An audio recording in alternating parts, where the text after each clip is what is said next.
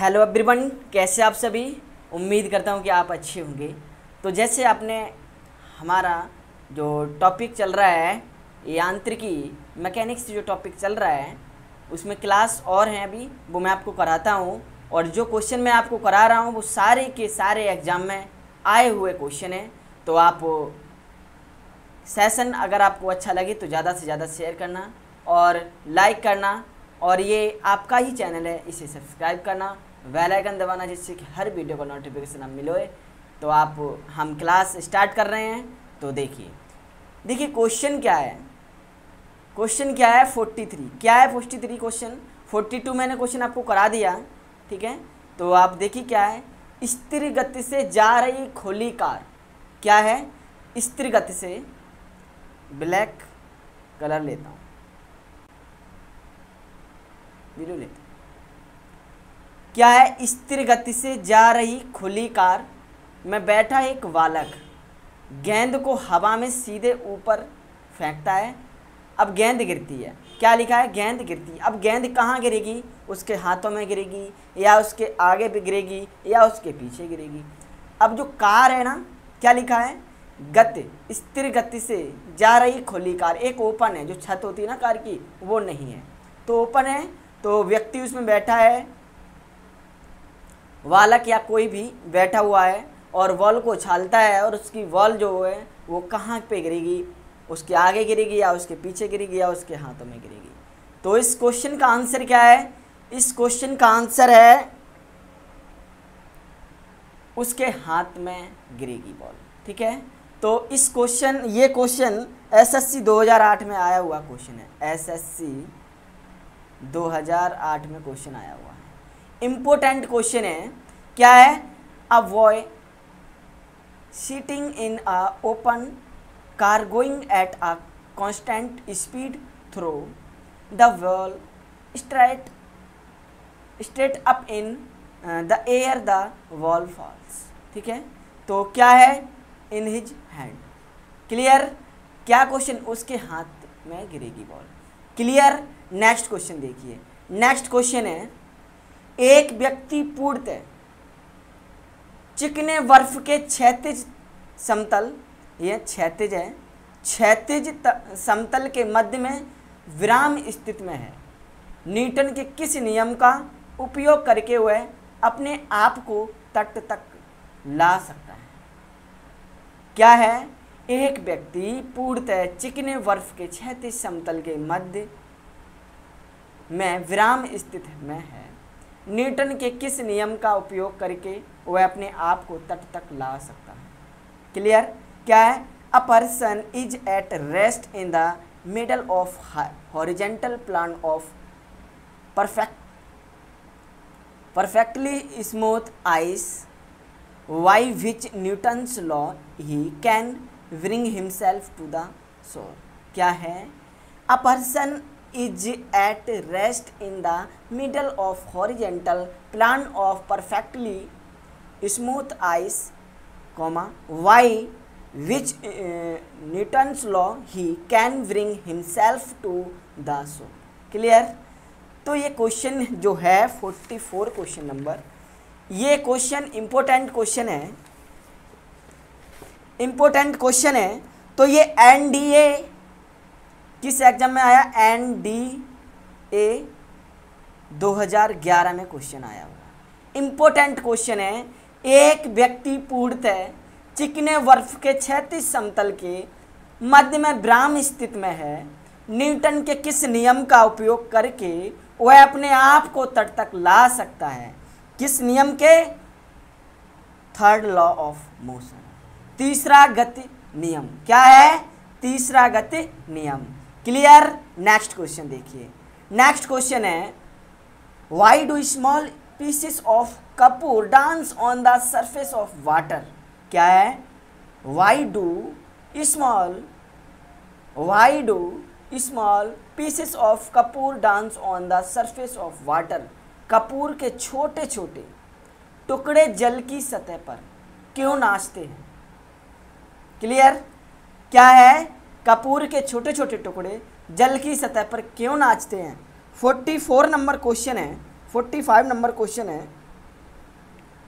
क्यों नाचते हैं? पृष्ठ तनाव के कारण।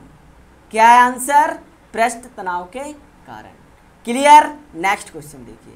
नेक्स्ट क्वेश्चन है, जब शुद्ध जल में डिटर्जेंट डाला जाता है तो पृष्ठ तनाव पर क्या प्रभाव पड़ता है? यहाँ पे हो नहीं है तो है, क्या है? तो पृष्ठ तनाव पर क्या प्रभाव पड़ता है? जब शुद्ध जल में डिटर्जेंट डाला जाता है तो पृष्ठ तनाव पर क्या इफेक्ट पड़ता है? 46 नंबर क्वेश्चन है। एसएससी 2014 में क्वेश्चन आया हुआ है। कब आया है? एसएससी 2011 में, सॉरी 2011 में क्वेश्चन आया। इम्पोर्टेंट क्वेश्चन है ये इम्पोर्टेंट क्वेश्चन है। जब शुद्ध जल में डिटर्जेंट डाला जाता है तो पृष्ठ तनाव पर क्या इफेक्ट पड़ता है? When a detergent is added to pure water, the surface tension is, क्या है? When a detergent is added to pure water, the surface tension is, clear? तो ये क्वेश्चन जो है इम्पोर्टेंट क्वेश्चन ये है 46 नंबर क्वेश्चन। ये भी एसएससी 2011 में क्वेश्चन आया हुआ है, सॉरी 2011 में पहले लिख ही दिया मैंने। इम्पोर्टेंट क्वेश्चन है। तो इस क्वेश्चन का आंसर क्या है? इस क्वेश्चन का आंसर है घट जाता है। जो पृष्ठ तनाव होता है वो डिक्रीज हो जाता है। क्लियर? नेक्स्ट क्वेश्चन देखिए। नेक्स्ट क्वेश्चन है 47। साबुन को जल में घोलने पर पृष्ठ तनाव, surface tension on dissolving soap in water, surface tension on dissolving soap in water. Clear? 47 question number जो है, तो इस क्वेश्चन का आंसर क्या है? घट जाता है। क्या है? डिक्रीज, डिक्रीज, डिक्रीज, घट जाता है। क्लियर? नेक्स्ट क्वेश्चन देखिए। 48 क्वेश्चन दिया है, संवातक कमरे की छत के निकट लगाए जाते हैं क्यों?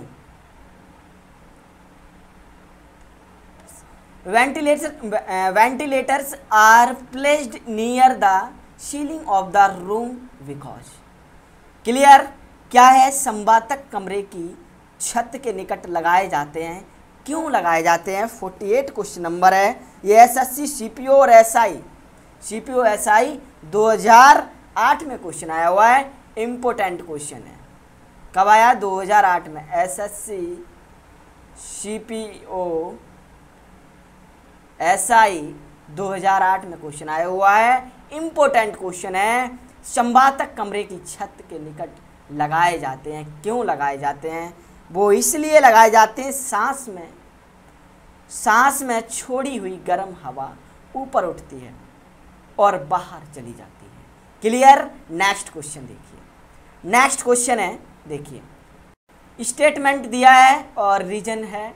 स्टेटमेंट ए है, रीजन आर है। तो क्या है? अपमार्जक मैले कपड़ों से सरलतापूर्वक तेल व गर्द निकाल देते हैं। क्या है? 49 क्वेश्चन। अपमार्जक मैले कपड़ों से सरलतापूर्वक तेल व गर्द निकाल देते हैं। क्लियर? और अपमार्जक जल का पृष्ठ तनाव बढ़ा देते हैं। क्लियर?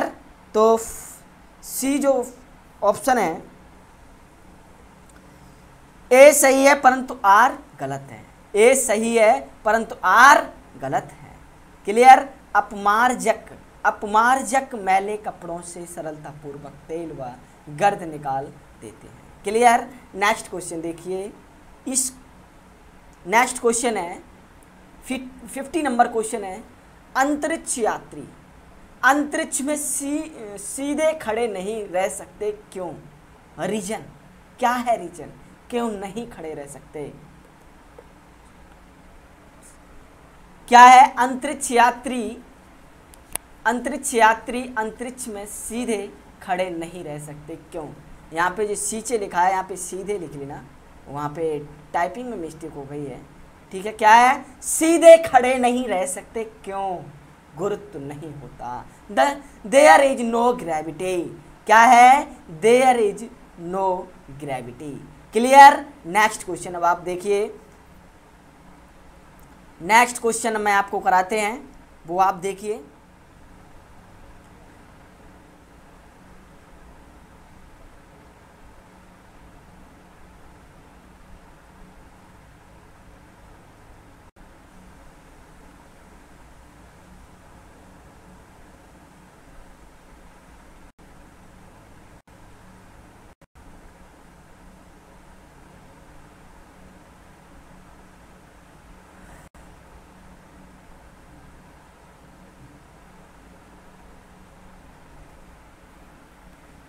जो मैंने आपको बताया अभी 50 नंबर क्वेश्चन, लेकिन वो 150 का क्वेश्चन नंबर है।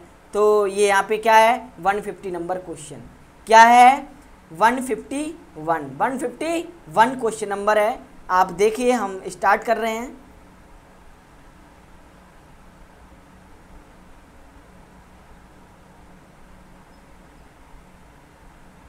क्या है क्वेश्चन, क्या है, यदि केस नली का व्यास दुगना कर दिया जाए तो इसमें चढ़ने वाले जल सतह की ऊंचाई पे क्या प्रभाव पड़ेगा।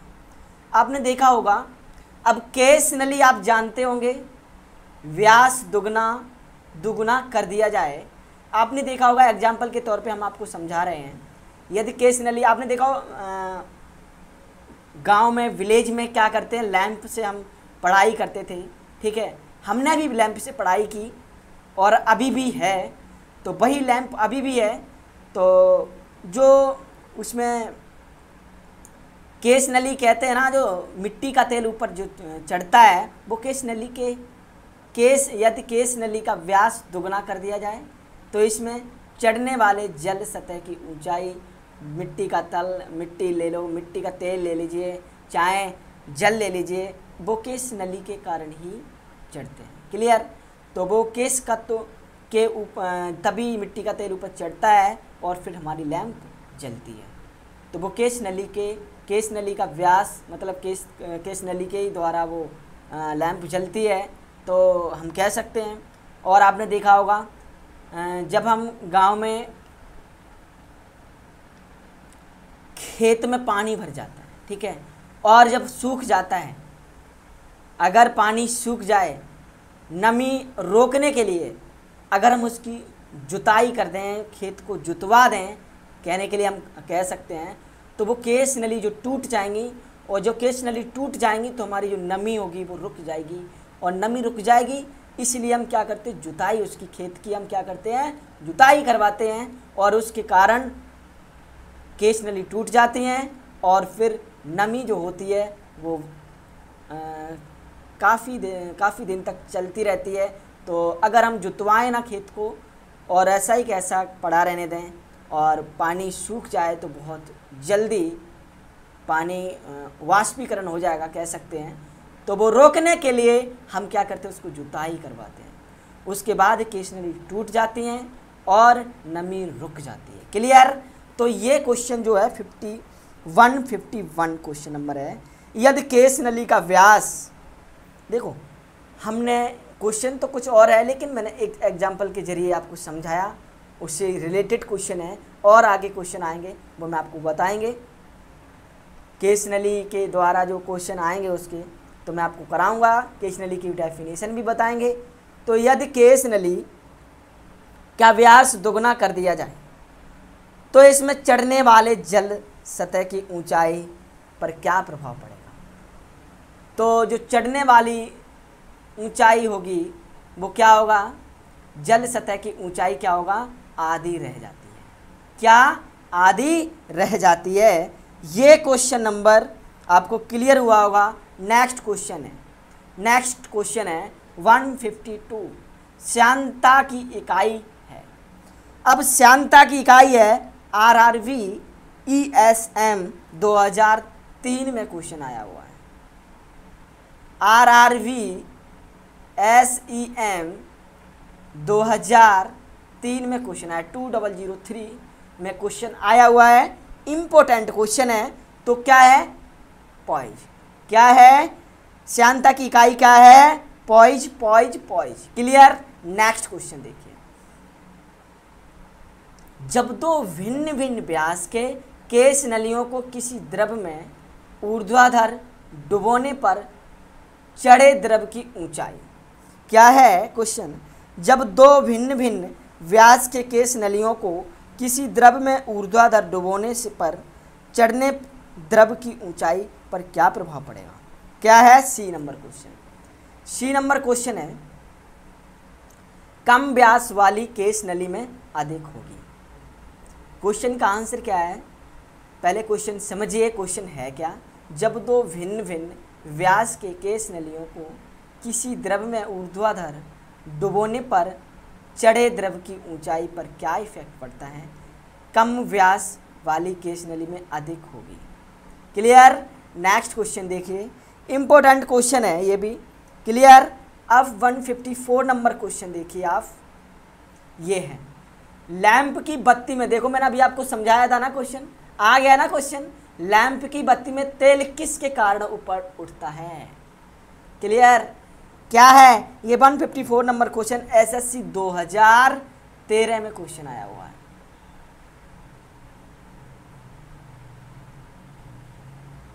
एसएससी 2013 में क्वेश्चन आया हुआ है, इंपॉर्टेंट क्वेश्चन है। क्या है? लैंप की बत्ती में तेल किसके कारण ऊपर उठता है? लैंप की बत्ती में तेल किसके कारण ऊपर उठता है? क्या है इसका क्वेश्चन का आंसर? क्या है? केस की घटना। क्या है? केस की घटना के आंसर क्या है? केस की घटना के थ्रू क्या होता है? उसके द्वारा ही मिट्टी का तेल चढ़ता है। क्या है? लैंप की बत्ती में तेल किसके कारण ऊपर चढ़ता है? केस की घटना के कारण। क्लियर? नेक्स्ट क्वेश्चन देखिए, 155 क्वेश्चन नंबर है। क्या है? देखिए, पानी में लोहे की सुई डूब जाती है लेकिन जहाज तैरता रहता है, यह किस सिद्धांत पर आधारित है? क्या है? 155 नंबर क्वेश्चन है, पानी में लोहे की सुई डूब जाती है लेकिन जहाज तैरता रहता है, यह किस सिद्धांत पर आधारित है? ये किस इस सिद्धांत पर आधारित है?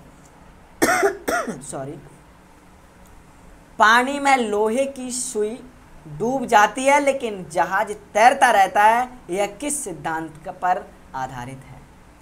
तो ये क्वेश्चन का आंसर क्या है? क्या है? आर्किमिडीज का सिद्धांत। क्या है क्वेश्चन का आंसर? वी। क्या है ऑप्शन? आर्किमिडीज का सिद्धांत के आधार पर ये जो सुई डूब जाती है और जहाज तैरता रहता है। क्लियर? नेक्स्ट क्वेश्चन देखिए, 156 क्वेश्चन नंबर है। क्या है? आर्किमिडीज का सिद्धांत निम्नलिखित में से किस से संबंधित है? आर्किमिडीज का नियम निम्नलिखित में से किस से संबंधित है? 156 क्वेश्चन नंबर जो है ये आरआरबी एएसएम जी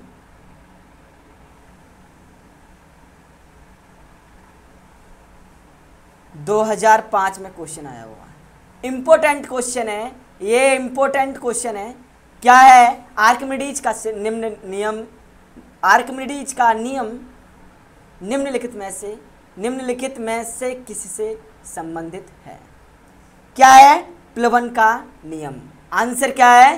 प्लवन का नियम। क्लियर? नेक्स्ट क्वेश्चन देखिए।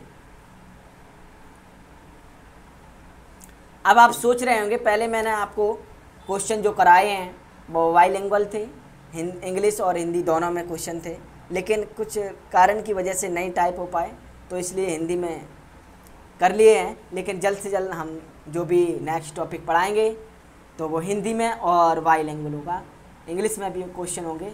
तो आप देखिए, नेक्स्ट क्वेश्चन है 157। क्या है? जब वस्तु की द्रव पूर्णतया, क्या है? जब कोई वस्तु किसी द्रव में पूर्णतः या आंशिक रूप से डुबाई जाती है तो उसके भार में कुछ कमी प्रतीत होती है तथा उसके भार में आभासी कमी उस वस्तु के द्वारा हटाए गए द्रव के भार के बराबर होती है। यह सिद्धांत है। जब वस्तु किसी द्रव में पूर्णतः आंशिक रूप से डुबाई जाती है तो उसके भार में कुछ कमी प्रतीत होती है तथा उसके भार में आभासी कमी उस वस्तु के द्वारा हटाए गए द्रव के भार के बराबर होती है, वह सिद्धांत है। ये 157 नंबर क्वेश्चन जो है इम्पोर्टेंट क्वेश्चन है, वो क्या है? आंसर क्या है? आर्किमिडीज का सिद्धांत। क्लियर? नेक्स्ट क्वेश्चन देखिए, उत्प्लावकता से संबंधित वैज्ञानिक है? क्या है? उत्प्लावकता से संबंधित वैज्ञानिक है। क्या है? आर्किमिडीज। क्या है? आर्किमिडीज। क्लियर। Next question. अब ये क्वेश्चन जो है ये आरआरबी 2005 में क्वेश्चन आया हुआ है, इंपॉर्टेंट क्वेश्चन है। नेक्स्ट क्वेश्चन देखिए, द्रव्यमांशिक या पूर्णतः डूबे हुए किसी ठोस द्वारा प्राप्त उछाल की मात्रा निर्भर करती है। यहाँ पे टाइपिंग में मिस्टेक हुई है। क्या है? 159 नंबर क्वेश्चन है। द्रव में आंशिक या पूर्णतः डूबे हुए किसी ठोस द्वारा प्राप्त उछाल की मात्रा निर्भर करती है। उछाल है यहाँ पे। क्या है यहाँ पे? उछाल की मात्रा निर्भर करती है। क्या है? उछाल की मात्रा निर्भर करती है। क्लियर। इस क्वेश्चन का आंसर क्या है? ठोस द्वारा हटाए गए द्रव की मात्रा पर। ठोस द्वारा हटाए गए द्रव की मात्रा पर। क्लियर। Next question. अब आप देखिए, नेक्स्ट क्वेश्चन है ये, जल पृष्ठ पर लोहे के टुकड़े के न तैरने का कारण है। जल पृष्ठ पर लोहे के टुकड़े के न तैरने का कारण है। लोहे का जो टुकड़ा होता है वो तैरता नहीं है, बल्कि वो डूब जाता है। क्यों डूबता है वो आप देखिए। अभी जैसे जल पृष्ठ पर लोहे के टुकड़े के न तैरने का कारण है, ये क्वेश्चन जो 160 क्वेश्चन नंबर है, ये क्वेश्चन मेट्रो रेल 2003 में क्वेश्चन आया हुआ है, सॉरी 2002 में क्वेश्चन आया हुआ है। इम्पोर्टेंट क्वेश्चन है। तो 160 नंबर क्वेश्चन है। क्या है? लोहे द्वारा विस्थापित जल का भार लोहे के भार से कम होता है। क्या है? लोहे द्वारा विस्थापित जल का भार लोहे के भार से कम होता है। क्लियर। नेक्स्ट क्वेश्चन देखिए, नेक्स्ट क्वेश्चन है 161 क्वेश्चन नंबर है, कोई भी नाव डूब जाएगी यदि वह पानी हटाती है अपने। कोई भी नाव डूब जाएगी यदि वह पानी हटाती है अपने। क्लियर। Next question. इस क्वेश्चन का आंसर क्या है? 161 क्वेश्चन नंबर का आंसर है आयतन के बराबर। कब डूबेगी नाव? कब डूबेगी? आयतन के बराबर जब होगा तो पानी, जब आयतन के बराबर होगा तो नाव डूब जाएगी। कोई भी नाव डूब जाएगी यदि वह पानी हटाती है अपने आयतन के बराबर। क्लियर। नेक्स्ट क्वेश्चन देखिए, 162 क्वेश्चन नंबर है, महान वैज्ञानिक आर्किमिडीज किस देश से संबंधित हैं? इंपॉर्टेंट क्वेश्चन है। ये क्वेश्चन आया हुआ क्वेश्चन है, आरआरबी 2002 में क्वेश्चन आया हुआ है। क्या है? महान वैज्ञानिक आर्किमिडीज किस देश से संबंधित है? क्या क्वेश्चन का आंसर क्या है? ये जो वैज्ञानिक हैं ये ग्रीस से हैं। कहाँ से हैं? ग्रीस से हैं। क्लियर। महान वैज्ञानिक आर्किमिडीज किस देश से संबंधित थे? किस देश से संबंधित थे? क्लियर। इस क्वेश्चन का आंसर क्या है? 162 का क्वेश्चन का आंसर है D option, grease. Clear. Next question अब आप देखिए, नेक्स्ट क्वेश्चन है देखिए 164 क्वेश्चन नंबर क्या है, पानी की बूंदों का तैलीय, क्या है यहाँ पे भी मिस्टेक किया है, पानी की बूंदों का तैलीय पृष्ठों पर न चिपकने का कारण है। पानी की बूंदों का तैलीय पृष्ठों पर न चिपकने का कारण है। यह एसएससी 2011 में क्वेश्चन आया हुआ है। एसएससी 2011 में क्वेश्चन आया हुआ है। क्या है? इस क्वेश्चन का आंसर क्या है? असंजक बल का अभाव। क्या है? असंजक बल का अभाव। असंजक बल का अभाव। 164 नंबर क्वेश्चन है, तुल्यकारी उपग्रह घूमता है पृथ्वी के गिर्द। 164 नंबर क्वेश्चन जो है ये एसएससी 2011 में क्वेश्चन आया हुआ है। ये दोनों क्वेश्चन एसएससी 2011 में क्वेश्चन आए हुए हैं, इंपॉर्टेंट क्वेश्चन है। क्या है? पश्चिम से पूर्व। क्या है? तुल्यकारी उपग्रह घूमता है पृथ्वी के गिर्द। किस तरफ घूमता है? पश्चिम से पूर्व। पश्चिम से पूर्व। अब हमारी पृथ्वी किस दिशा से किस दिशा में घूमती है? जो हमारी पृथ्वी है, तो एक वर्ड याद रखना, पप्पू। पश्चिम से पूर्व की तरफ पृथ्वी घूमती है। तुल्यकारी उपग्रह घूमता है पृथ्वी के गिर्द। क्या है? पश्चिम से पूर्व। क्लियर? Next question. अब इस क्लास का लास्ट क्वेश्चन है, पहिए में बॉल बेयरिंग का क्या कार्य है? सही है, आपने देखा होगा पहियों में जो बॉल बेयरिंग लगाई जाती है, क्यों लगाई जाती है? घर्षण को क्या करते हैं हम?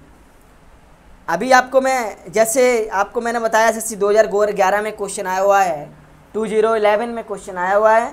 तो ये क्वेश्चन जो है 165 क्वेश्चन नंबर, ये भी एसएससी 2011 में क्वेश्चन आया हुआ है। तीनों क्वेश्चन 2011 में क्वेश्चन आए हुए, इंपॉर्टेंट क्वेश्चन है। पहिए में बॉल बेयरिंग का कार्य है। क्या है क्वेश्चन का आंसर? स्थैतिक घर्षण को गतिज घर्षण में बदलना। स्थैतिक घर्षण को गतिज घर्षण में बदलना। क्लियर? क्वेश्चन का आंसर आपको क्लियर हुआ होगा।